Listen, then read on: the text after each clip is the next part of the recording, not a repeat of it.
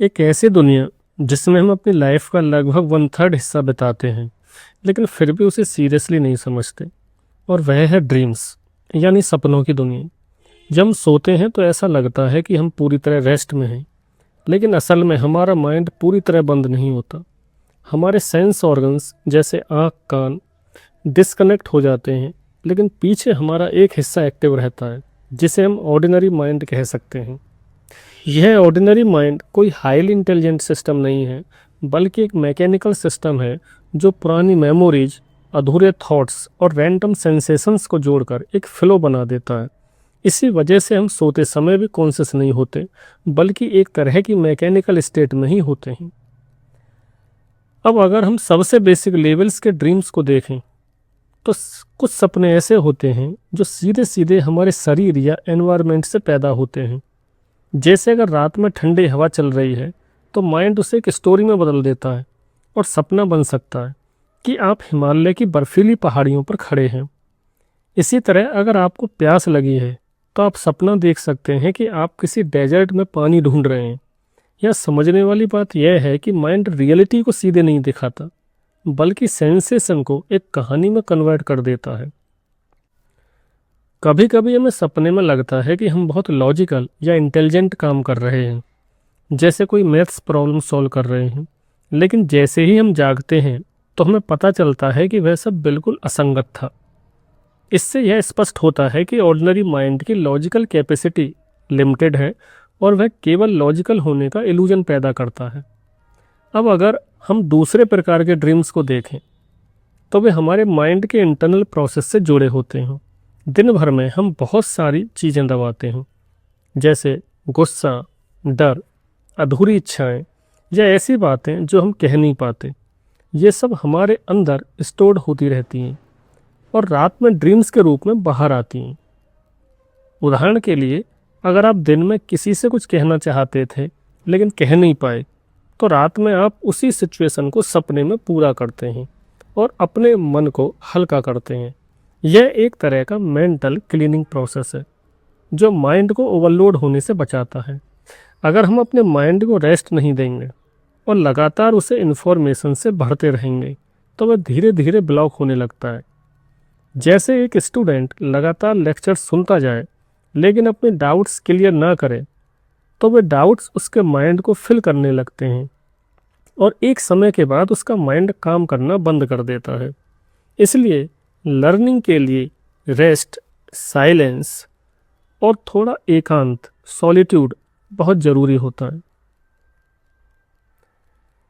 अब कुछ एक्सपीरियंसेस ऐसे भी होते हैं जो सामान्य समझ से थोड़ा अलग लगते हैं।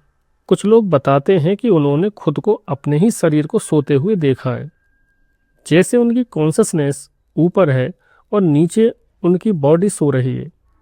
इस स्थिति में एक अजीब सा अनुभव होता है जहां आई और बॉडी, मैं और शरीर अलग अलग महसूस होते हैं।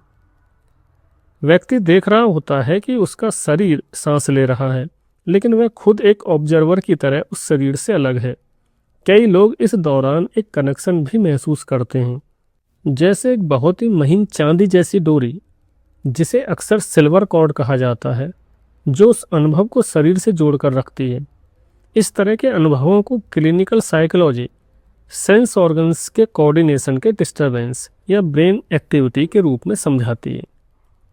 लेकिन अनुभव करने वाले व्यक्ति के लिए यह एक गहरा सवाल छोड़ जाता है कि क्या वह सिर्फ शरीर है या उससे कुछ अधिक भी है।